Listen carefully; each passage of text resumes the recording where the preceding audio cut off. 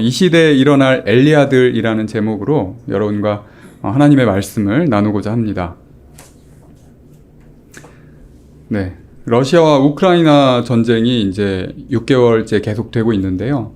이 나토에서는 이것을 보고 이제 신냉전 시대의 서막이다라고 이렇게 이야기를 했습니다. 그러면서 이제 10년 넘게 바꾸지 않던 이 전략 개념을 바꿨는데, 이 나토가 어떻게 바꿨냐면 그 전략 개념에서 이 러시아와 중국이 주적이다, 이렇게 전략 개념을 바꿨어요. 그래서 이제 나토와 이제 중국과 러시아가 이제 대결 국면으로 가고 있죠. 그래서 나토 회의를 이번에 했는데, 원래는 나토가 이제 북대서양 조약기구라고 해서 미국과 이 유럽의 국가들로 이루어져 있었는데, 이번에는 이제 한국도 초대가 되었어요. 그래서 한국과 일본과 호주까지 초대가 되었는데, 이 러시아와 중국을 둘러싸는 이 국가들이 함께 조약을 맺어서 서로 이렇게 대결하는 국면으로 이제 진행이 되고 있죠. 그래서 이 러시아와 우크라이나 전쟁이 이제 끝날 것 같았는데 오히려 더 확대되는 양상이라는 것을 우리가 이제 볼 수가 있습니다. 이게 공식적으로 이제 이렇게 진행이 되고 있고요.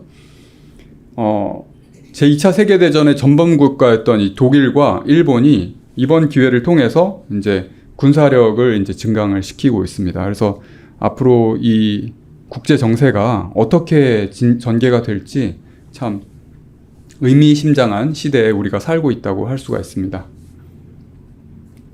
그래서 이제 이 골드만삭스에서는 콜드워 2.0이라는 보고서를 냈는데요. 이제 냉전이 이제 지난 냉전이 1.0이라면 이번에 이제 시작되는 것은 2.0이라고 하는 것이죠. 그래서 신냉전이라고 부르는데요. 이 지도는 이제 그 냉전 시대의 국가들의 적대 그 세력들을 보여주는 것이기 때문에 조금 다르긴 하지만 지금도 이제 비슷한 국가들이 서로 이제 대립을 하고 있습니다. 근데 이제 지난 냉전과 이 신냉전과의 다른 점이 뭐냐면 모든 국가가 이제 지금 현재 이 세계화가 됐기 때문에 무역이 굉장히 늘어났잖아요. 그래서 지금 이렇게 냉전이 다시 진행이 되면서 국가 간의 그 무역들이 다 끊기게 되었어요. 그래서 모든 국가들이 경제적으로 이제 손해보는 시대가 되었다. 그리고 친구도 적도 없다고, 자신들의 자국의 이익을 위해서는 어제의 적을 동지로 맞이할 수도 있고, 어제의 친구를 다시 적으로 맞이할 수 있는, 앞으로 이제 그 세계의 그런 진행 방향을 예측할 수가 없는 그런 시대에 살고 있다. 그리고 이제 마지막으로, 장기적으로 이 원자재가 중요하다. 그래서 이 원자재를 어떻게 확보하느냐가 굉장히 큰 관건인데, 원자재가 있는 국가들은 좋지만, 이 없는 국가들은 굉장히 큰 경제적으로 큰 어려움에 처하게 되었어요. 그래서 프랑스 같은 국가들은 작년에 비해서 전기세가 10배가 올랐다고 합니다. 그래서 우리나라는 지금 전기세랑 가스비 그 정도로 올리지는 않았지만 앞으로 이제 계속 우리가 천연자원이 없기 때문에 계속 이제 어려움을 겪을 것이다, 이런 보고서를 내었어요. 그래서 작년까지만 해도 이 세계 정세가 이렇게 될 줄 예상하셨습니까? 아무도 예상을 못했는데 지금 순식간에 이런 분위기가 바뀌는 것을 보고 경제적으로나 국제 정세나 앞으로 우리 모두가 참 예측하기 어려운 시대가 열려 있다. 그래서 마지막 시대를 우리가 어떻게 살아야 하는가? 그리고 가장 중요한 영적인 이 삶에 대해서도 정말 누가 정말 진리를 전하는지 알 수 없는 그런 시대에 우리가 살고 있습니다. 제가 지난번에 이제 다니엘서 11장에 대해서 11장 마지막 예언들에 대해서 여러분에게 좀 설명을 드렸는데요. 여러분 혹시 이 예언을 기억하십니까? 동북에서부터 소문이 이르러 그로 번민케 함으로 그거 분노하여 나가서. 여기에서 이제 그는 북방왕이죠. 적그리스도인데 이 적그리스도가 분노할 만한 그런 소문이 들려온다고 했습니다. 이게 무엇이죠? 동북에서부터 소문이? 네, 마지막 때 하나님의 사자가 전하는 그 메시지라고 했죠. 동쪽과 북쪽은 이제 하나님의 사자가 오는 곳이라고 했고, 하나님의 사자가 전하는 메시지인데, 우리가 이때 이제 그 하나님의 사자들이 전하는 그 메시지를 알아야 되는데, 우리가 알 수 있습니까?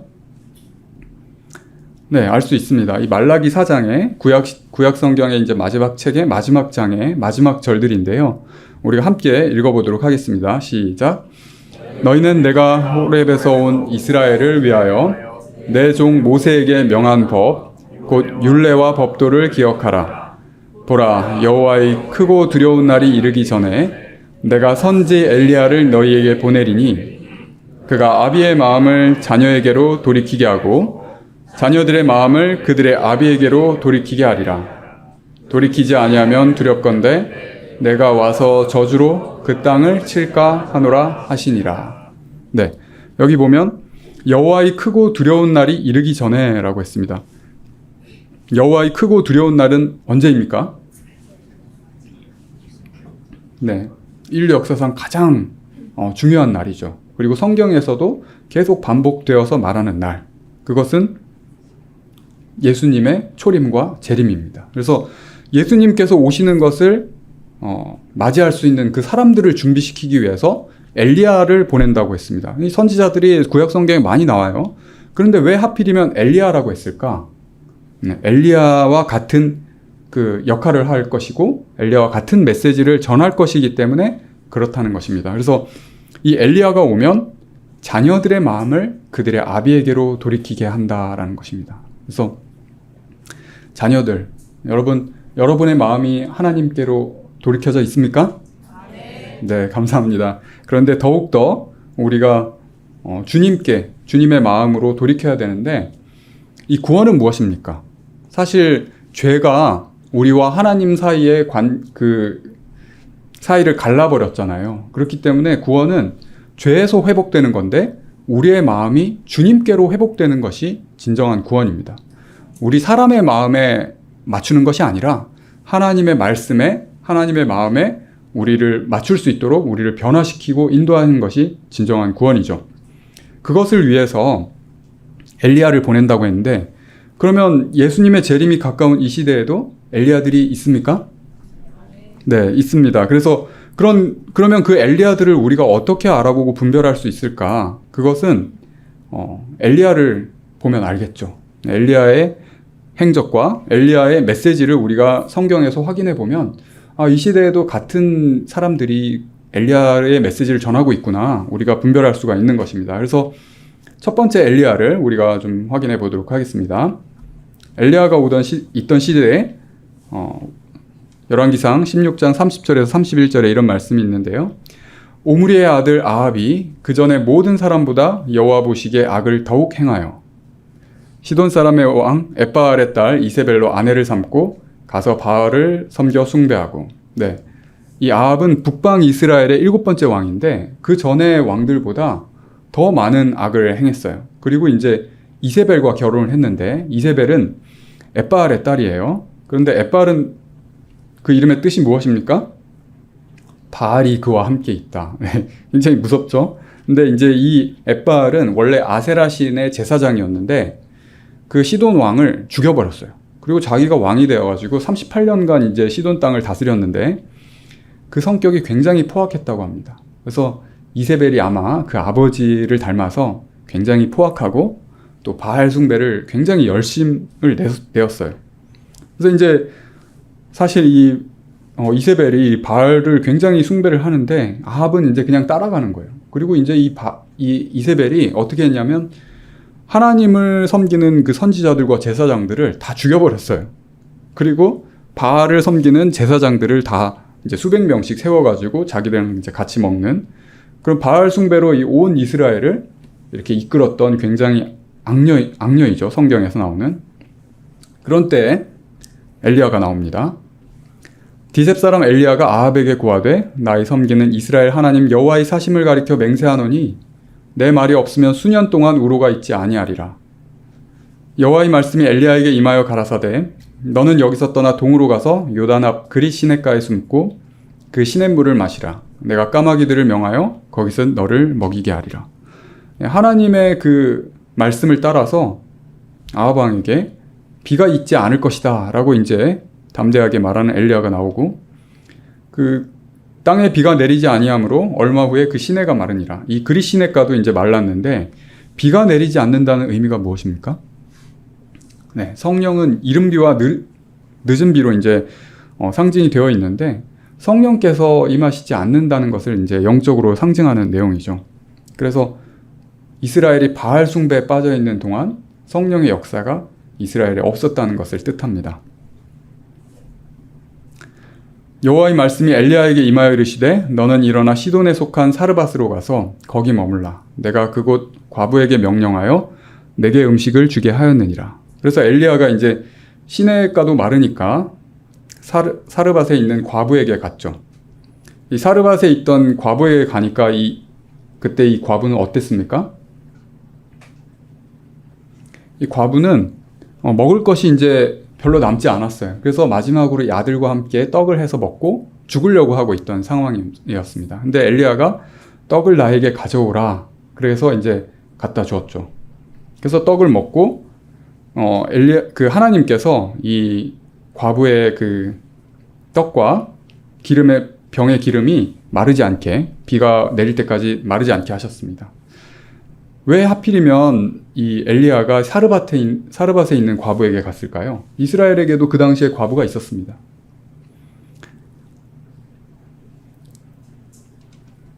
이스라엘에 많은 과부가 있었지만 우상숭배에 빠져있던 이스라엘의 과부에게는 하나님께서 이 엘리야를 보내실 수가 없었습니다.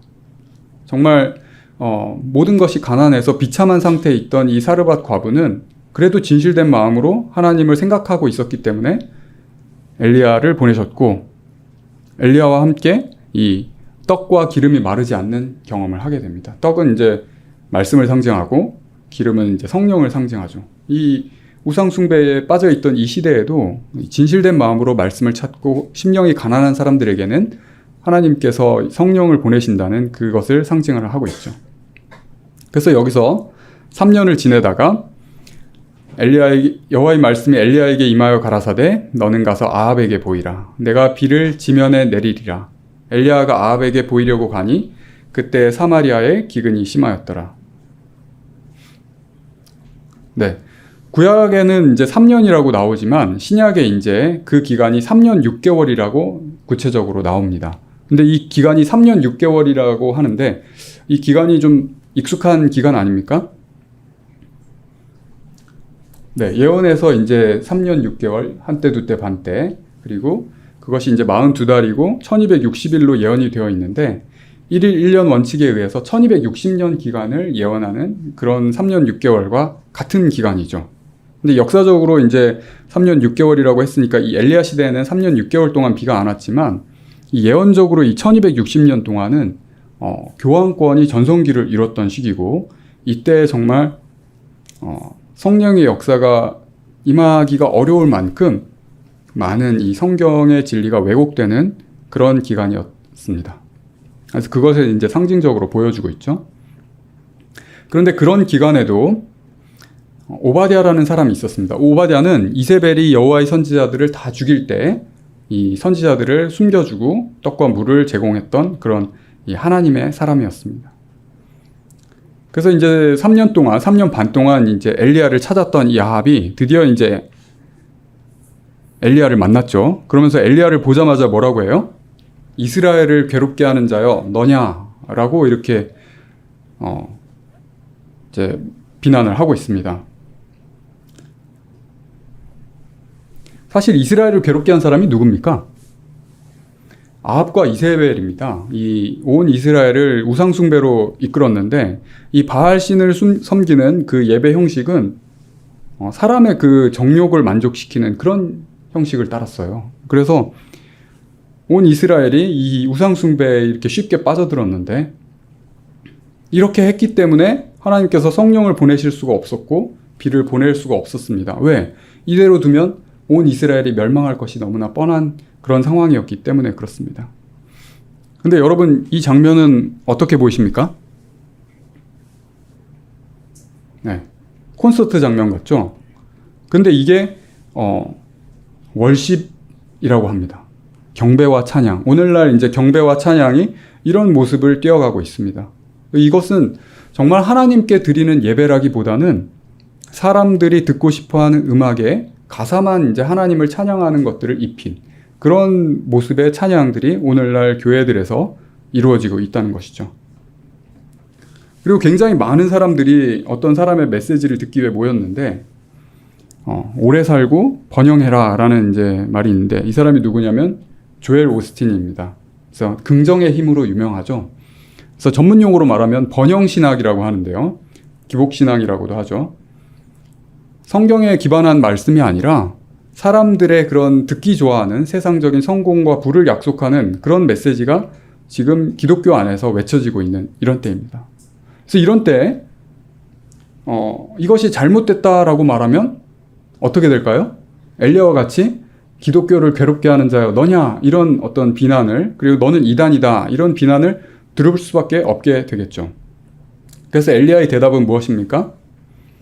저가 대답하되 내가 이스라엘을 괴롭게 한 것이 아니라 당신과 당신의 아비의 집이 괴롭게 하였으니 이는 여호와의 명령을 버렸고 당신이 바알들을 쫓았습니다. 그런즉 보내온 이스라엘과 이세벨의 상에서 먹는 바알의 선지자 450인과 아세라의 선지자 400인을 갈멜산으로 모아 내게로 나오게 하소서. 네, 드디어 이제 갈멜산에 모여서 진짜 누가 참 신인지 그런 보는 대결을 하게 됩니다. 근데 여기에 이제 하루 종일 이 바알과 아세라 신을 섬기는 제사장들이 제사를 드리고 있죠. 자기들의 신에게 응답을 달라고. 그래서 큰 소리로 소리를 지르고 노래를 부르고 감정적으로 극단으로 치달으면서 자기의 몸을 상해하기까지 하는 그런 제사를 드렸습니다. 그래서 그런데 응답이 없어서 이제 하루 종일 하다가 이제 지치니까 그 다음에 이제 엘리야가 나왔는데, 엘리야는 어떻게 했습니까? 조용히 12개의 돌로 단을 쌓았습니다. 그리고 기도를 했습니다. 이 12개의 돌로 단을 쌓은 것은 성전의 진리를 회복한 것입니다. 우리의 죄를 회복하는 그 성소의 진리를 회복해서 제물을 드렸을 때 하나님께서 이에 응답하셨고 모든 사람이 누가 참된 신인지를 알게 되었습니다. 그 다음에 엘리야가 저에게 이르되 바알의 선지자를 잡되 하나도 도망하지 못하게 하라 하매 곧 잡은지라. 엘리야가 저희를 기손 시내로 데려다가 거기서 죽이니라. 네, 바알의 선지자들을 다 죽였습니다. 그 후에야 큰 비의 소리가 있다라고 하면서 엘리야가 이제 기도하는 장면이 나오는데요. 엘리야가 그 사환에게 이르되 올라가 바다편을 바라보라. 저가 올라가 바라보고 고하되 아무것도 없나이다. 가로되 7번까지 다시 가라. 7번째 이르러서는 저가 고하되 바다에서 사람의 손만한 작은 구름이 일어나나이다. 가로되 올라가 아합에게 고하기를 비에 막히지 아니하도록 마차를 갖추고 내려가소서 하라 하니라. 네. 여기서 이제 엘리야는 7번까지 기도를 했는데 6번까지 기도했을 때 아무 응답이 없었어요. 징조가 없었어요. 그러나 이 엘리야는 끝까지 믿음으로 기도를 했고 7번째 드디어 징조가 있었고 비가 오게 됩니다. 여기서 우리는 하나님의 말씀대로 따라갈 때 세상의 반대를 받지만, 그리고 하나님의 응답이 없는 것처럼 보여도 엘리야의 믿음을 가지고 끝까지 가야 된다는 것을 우리는 볼 수가 있습니다. 그래서 엘리야의 메시지는 무엇입니까? 바알을 숭배할 것이냐 아니면 하나님을 경배할 것이냐, 이 둘 중에 우리가 선택해야 된다는 것을 이 엘리야가 전했다는 것을 우리가 알 수가 있습니다. 사람의 마음에 맞는 그런 그 우상 숭배가 아니라 하나님의 말씀에 맞는 하나님을 경배하는 것이 옳다는 것을 엘리야가 전했습니다. 그리고 두 번째 엘리야가 있는데요. 두 번째 엘리야는 누굽니까? 예수님께서 초림하실 때 그 예수님을 예비한 침례 요한입니다. 이는 저가 주 앞에 큰 자가 되며 포도주나 소주를 마시지 아니하며 모태로부터 성령의 충만함을 입어, 네, 성령의 충만함을 입어 이 메시지를 전했던 침례 요한처럼 마지막 엘리야들도 성령을 받을 때, 늦은 비 성령을 받을 때 엘리야의 메시지를 전할 수 있게 될 것입니다. 예수님께서 이렇게 말씀하셨죠. 모든 선지자와 및 율법에 예언한 것이 요한까지니 만일 너희가 즐겨 받을진대 오리라 한 엘리야가 곧 이 사람이니라. 네, 침례 요한이 그 엘리야의 심령과 능력으로 와서 예수님을 예비했다는 그 사람인 것을 이제 예수님께서 말씀하셨습니다. 이 침례 요한은 어떤 메시지를 전했습니까? 예수님을 보면서 보라, 세상 죄를 지고 가는 하나님의 어린 양이로다. 네, 하나님의 어린 양. 성소에서 이 하나님의 이 어린 양을 계속 잡지만 실제는 이 어린 양이신 하나님의 어린 양이신 예수님께서 우리의 죄를 지고 가실 것이라는 그 성소의 진리를 정확하게 이야기를 했습니다. 그리고 죄는 불법인데 하나님의 계명에 대해서 이야기를 한 것이죠. 그리고 이렇게 말을 했습니다. 요한이 침례받으러 나오는 무리에게 이르되 독사의 자식들아 누가 너희를 가르쳐 장차올 진노를 피하라 하더냐. 그러므로 회개에 합당한 열매를 맺고 여기에 이제 나오는 무리에게 이르되 독사의 자식들아 이렇게 굉장히 강력한 메시지를 전했습니다. 이때 나왔던 사람들은 그 당시 종교 지도자들이었는데 사람들에게 인정을 받기 위해서 침례 요한의 침례를 받으려고 했던 것이죠. 그래서 그런 사람들에게 이제 독사의 자식들아 하면서 그 사람들의 정체를 이제 폭로를 하면서 어떻게 해야 된다고요? 회개에 합당한 열매를 맺고 회개를 먼저 해야 된다는 것을 분명히 이야기를 했습니다. 그리고서 속으로 아브라함이 우리의 조상이라 말하지 말라. 내가 너에게 이르노니 하나님이 능히 이 돌들로도 아브라함의 자손이 되게 하시리라 라고 말을 했습니다.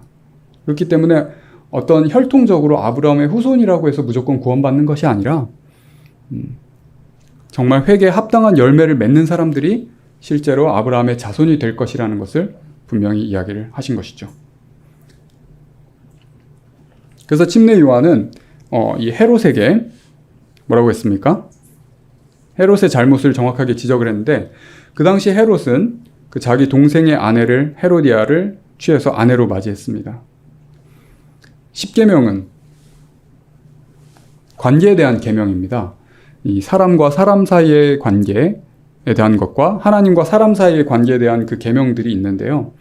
사람과 사람 사이의 관계에서 부부관계에 해당하는 관련된 계명이 있죠. 간음하지 말지니라.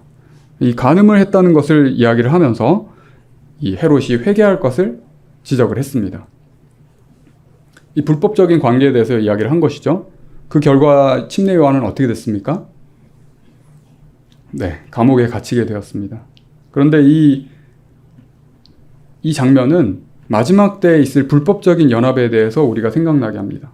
마지막 때 이 바벨론 세력이 어떻게 합니까? 종교 세력과 정치 세력과 그리고 경제 세력과 연합해서 불법적인 일들을 하고 모든 사람에게 이 불법적인 일들을 강요할 것을 성경은 예언하고 있는데 이 부분에 대해서 마지막 때 이 엘리야들이 폭로해야 되고 이 잘못을 정확하게 이야기해야 된다는 것을 뜻하고 있습니다. 이 계시록 2장 20절에는 이런 말씀이 있는데 7교회의 예언입니다. 그 중에 이제 두아디라 교회에 보내는 메시지가 있는데요. 그러나 내게 책망할 일이 있노라. 자칭 선지자라는 여자 이세벨을 내가 용납함이니 그가 내 종도를 가르쳐 꿰어 행음하게 하고 우상의 제물을 먹게 하는도다. 이 두아디라 교회는 중세 시대에 있었던 교회인데 여기서 이제 이세벨을 용납했다라고 합니다. 이세벨이 누굽니까? 중세 시대의 이 기독교를 이교와 연합하게 한 이 교황권, 이 천주교를 이야기를 하는 것이죠. 그래서 이 천주교가 기독교 세력으로 이제 행세를 하면서 이교의 교리들을 많이 들여오면서 하나님의 계명까지 변개를 했습니다. 그 중에 이제 넷째 계명도 변개를 했죠. 그것을 이 책에다가 이렇게 기록을 해놨는데요. Salvation History and the Commandments라는 책 294페이지에 이렇게 기록을 하고 있습니다. 주의 날을 토요일에서 일요일로 변경하라는 말이 성경에는 전혀 없다. 우리는 이러한 변경이 교회의 전통에 의해서 지금까지 내려온 사실을 알고 있다. 바로 이것이 우리가 수많은 개신교인에게 느끼고 있는 비논리적인 점이다. 그들은 오직 성경에 기록된 것 외에는 어떤 것도 받아들이지 않는다고 주장하면서도 카톨릭 교회가 그렇게 하라고 했기 때문에 변경된 주의 날을 일요일로 지키고 있다. 카톨릭 교회가 변경했다는 것을 분명히 이야기를 하고 있습니다. 그러면서 이렇게 이야기를 하죠. 물론 카톨릭 교회는 안식일이 자신들에 의해서 변경되었다고 주장하고 있다. 이러한 카톨릭 교회 행위는 종교적인 문제에 있어서 교회의 권세와 권위를 상징하는 표이다. 카톨릭 교회가 이 안식일을 일요일로 변경한 것은 교회의 권위를 상징하는 표라고 이렇게 대범하게 주장을 하고 있습니다. 이것이 불법이고 잘못되었다는 것을 마지막 때 나오는 그 엘리야들은 정확하게 이야기해야 된다는 것을 이제 침례 요한의 그 사례는 보여주고 있습니다. 근데 침례 요한이 그 헤롯의 그 잘못을 지적한 이후에 어떻게 됐습니까? 결국 이렇게 죽게 되었습니다. 이 헤로디아가 자기의 딸 살로메를 시켜서 침례 요한의 머리를 요구하라고 했죠. 결국 이제 침례 요한은 이렇게 비참하게 죽게 되었는데요. 마지막 때에도 이 바벨론의 죄악을 폭로하고 지적하는 그 엘리야의 사명을 감당하는 사람들은 이 침례 요한과 같은 운명을 당하게 될 것을 예표하고 있는 것입니다. 여러분, 이 엘리야의 메시지를 듣고 전하는 것이 이런 운명이라면 여러분 이 길을 가시겠습니까? 네. 몇 명 가신다고 하셨는데, 네. 대부분은 별로 가고 싶지 않죠. 정말 이 첫 번째 엘리야와 같이 불병거를 타고 하늘에 가는 그 결말만 원하지, 이 땅에서 이렇게 비참한 결말을 맞이하는 것이 결코 행복한 결말은 아닐 것입니다. 그런데 이 오그리스도 22장, 요한의 투옥과 죽음에 이런 글이 있습니다. 요한에게 기적적인 구출은 허락되지 않았을지라도 그는 버림을 당하지 않았다. 요한의 뒤를 따랐던 자들에게와 같이 침례 요한에게도 볼지어다 내가 세상 끝날까지 너희와 항상 함께 있으리라고 하신 보증이 주어졌다. 하나님께서는 당신의 백성들이 만일 처음부터 종말까지를 볼 수 있고 하나님의 동역자로서 그들이 성취하고 있는 그 목적의 영광을 식별할 수 있다면 그들이 인도받기를 선택하였을 그 길 이외의 어떤 다른 길로는 결코 그들을 인도하지 않으신다. 하늘로 옮겨간 에녹이나 불병거를 타고 승천한 엘리야일지라도 결코 옥중에서 외롭게 죽은 침례 요한보다 더 위대하거나 영예를 더 많이 받지는 않았다. 그리스도를 위하여 너에게 은혜를 주신 것은 다만 그를 믿을 뿐 아니라 또한 그를 위하여 고난도 받게 하심이라. 그리고 하늘이 사람에게 줄 수 있는 모든 선물 중에서 그리스도와 더불어 그분의 고난에 동참하는 것이 가장 가치 있는 신임이요 가장 높은 영예인 것이다. 네, 여러분, 하늘이 주는 가장 가치 있는 그 신임과 가장 높은 영예를 받기 원하십니까? 네, 그런 분들은 침례 요한의 운명을 각오해야 된다고 생각합니다. 네, 우리가 이 시대에 그런 사명을 감당하는 우리 모두가 되길 바랍니다. 네, 그리고 세 번째 엘리야인데요. 세 번째 엘리야는 예수님의 그 재림이 임박한 때 예수님을 맞이하는 사람들을 준비시키기 위해서 오는 그 엘리야를 뜻합니다. 계시록 14장 1절과 2절에 이런 말씀이 있는데요. 또 내가 보니 어린 양이 시온산에 섰고 그와 함께 14만 4천이 섰는데 그 이마에 어린 양의 이름과 그 아버지의 이름을 쓴 것이 있도다. 네, 그 이마에 어린 양과 아버지의 이름이 있다는 것은 그들의 성품이 예수님과 닮아 있다는 것을 뜻합니다. 그리고 그들은 새 노래를 부르고 여자로 더불어 더럽히지 아니했고 어린 양이 어디로 인도하든지 따라가는 자며 사람 가운데서 구속을 받아 하나님과 어린 양에게 속한 자들이며 그 입에 거짓말이 없고 흠이 없는 자들이더라. 네, 이런 사람들이 엘리야 맞습니까? 네, 여러분도 이런 사람들이 되길 원하십니까? 네, 정말 원합니다. 그런데 이런 사람들은 거짓말이 없고 흠이 없는 사람들은 어떤 사람들입니까? 예수님의 그 피에 자기의 모든 죄를 씻고 회개하고 예수님이 입혀주시는 그 의의 옷을 입은 사람들이겠죠. 이런 사람들이 전하는 메시지가 이제 이어서 나오는데요. 그들은 영원한 복음을 가지고 있고 하나님을 두려워하며 그에게 영광을 돌리라. 이는 그의 심판하실 시간이 이르렀음이니 하늘과 땅과 바다와 물들의 근원을 만드신 이를 경배하라 하더라. 이 하나님께 경배하라고 외치는 모습이 나옵니다. 근데 여기에서 이제 하늘과 땅과 바다와 물들의 근원을 만드신 것이 10계명 중 넷째 계명에 나옵니다. 하늘과 땅과 바다와 그 가운데 모든 것을 만들고 제7일에 쉬었습니다. 하나님께서 이 모든 것을 만들고 제7일에 쉬었다고 했기 때문에 이 안식일을 기억하여 거룩히 지키라라고 했습니다. 그래서 이 안식일을 지키는 것은 단순히 날짜를 지키는 것이 아니라 하나님께서 모든 것을 만드시고 나를 창조하셨다는 것을 인정하는 것이며 하나님께서 복 주시고 거룩하게 하신 그날을 지키고 순종한다는 것을 뜻합니다. 그래서 이것을 이야기를 하고 있는 것이고요. 두 번째 메시지는 무너졌도다 무너졌도다 큰 성 바벨론이여 모든 나라를 음행으로 인하여 진노의 포도주로 먹이던 자로다. 네, 이 바벨론의 정체를 폭로하는 그 메시지를 전하고요. 그리고 세 번째로는 만일 누구든지 짐승과 그의 우상에게 경배하고 이마에나 손에 표를 받으면 그도 하나님의 진노의 포도주를 마시리니 그 진노의 잔에 섞인 것이 없이 부은 포도주라. 거룩한 천사들 앞과 어린 양 앞에서 불과 유황으로 고난을 받으리니. 네, 여기 보면 불과 유황으로 고난을 받는다는 것은 소돔과 고모라와 같이 이제 죄로 완전히 멸망할 수밖에 없다는 것을 뜻합니다. 그래서 짐승에게 경배하고 짐승에게 표를 받지 말아라 라는 것을 전하는 것이 엘리야의 메시지라는 것을 알 수 있습니다. 그래서 이 마지막 때에 이런 메시지를 전하면 어떻게 됩니까? 엘리야와 같이 이 이스라엘을 괴롭게 하는 자여 너냐라는 이 비난과 조롱과 멸시를 받을 수밖에 없습니다. 그런 운명을 받을 수밖에 없죠.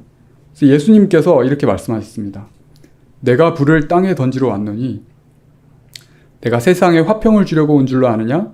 내가 너희에게 이르노니 아니라 도리어 분쟁케 하려 함이로라. 네, 이 흠정역에는 이제 분열이라고 기록을 하고 있는데요. 예수님께서 이 진리를 주시면 갈라질 수밖에 없습니다. 양과 염소의 무리로 갈라질 수밖에 없습니다. 이 사람을 만족해 하는 그런 메시지냐? 아니면 하나님의 말씀에 우리를 맞춰서 우리를 변화시키는 메시지냐? 진리냐? 이 두 가지밖에 없는 것이죠. 뭐 다양한 것이 있는 것 같지만 사실은 그 두 가지밖에 없는 것입니다. 로마서 11장 1절에서 2절에 이런 말씀이 있는데 같이 읽어보도록 하겠습니다. 시작. 그러므로 내가 말하노니 하나님이 자기 백성을 버리셨느냐? 그럴 수 없느니라. 하나님이 그 미리 아신 자기 백성을 버리지 아니하셨나니 너희가 성경이 엘리야를 가리켜 말한 것을 알지 못하느냐? 저가 이스라엘을 하나님께 송사하되 이어서 주여 저희가 주의 선지자들을 죽였으며 주의 제단들을 헐어버렸고 나만 남았는데 내 목숨도 찾나이다 하니 저에게 하신 대답이 무엇이뇨?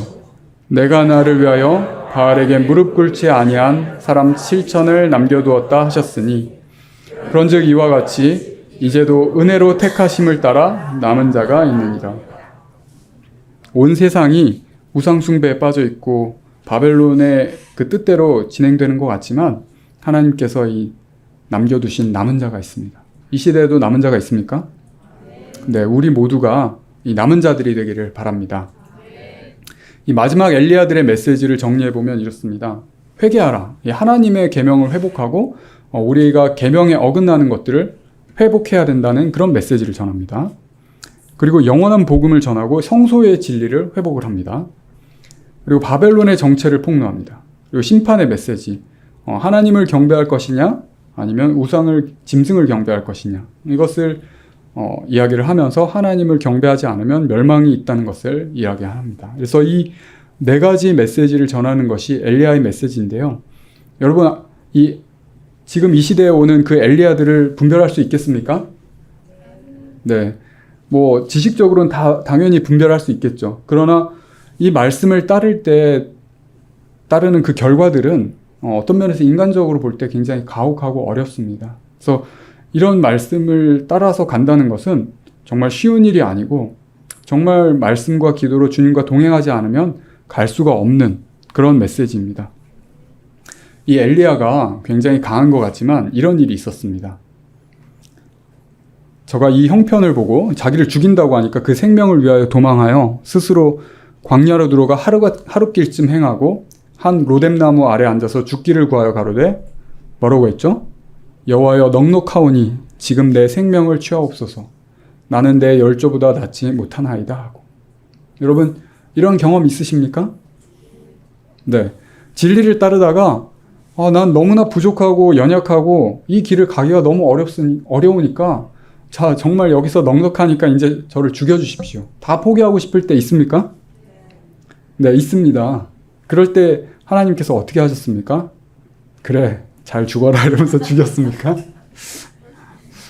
지쳐 쓰러진 이 엘리야를 어루만지면서 구운 떡과 한 병 물이 있는데 이걸 먹고 마시고 다시 눕게 그렇게 말씀하셨어요. 천사를 보내서 엘리야를 먹이셨습니다. 근데 저는 이 천사가 그냥 단순히 천사가 아닐 거라고 생각을 합니다. 예수님께서 직접 이 엘리야에게 오셔서 먹이셨겠죠. 그래서 먹고 자니까 또 다시 일어나게 해가지고 또 먹게 이렇게 해서 결국은 이제 힘을 내게 만듭니다. 여러분, 여러분에게도 이런 경험이 있습니까? 여러분이 지쳐서 넘어질 때 하나님께서는 꾸짖지 않으십니다.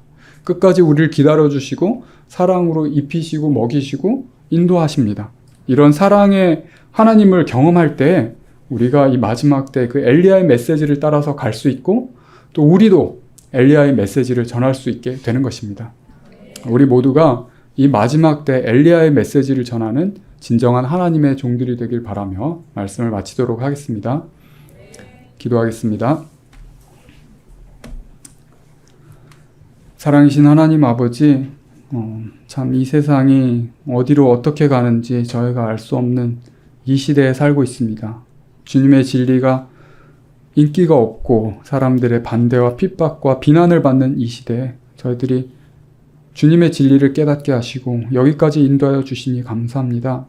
그러나 저희는 부족하고 연약하여 힘이 없사오니 저희들에게 지혜와 능력을 주시고 이 마지막 때 끝까지 주님의 진리를 증거하는 주님의 종들이 될 수 있도록 인도하여 주시옵소서. 그래야 이 마지막 때에 진리를 찾는 주님의 백성에게 이 진리를 증거하고 주님을 맞이하는 주님의 사람들을 준비시키는데 저희도 한 역할을 할 수 있도록 인도하여 주시옵소서. 사랑이신 예수님 이름으로 간절히 기도드리옵나이다.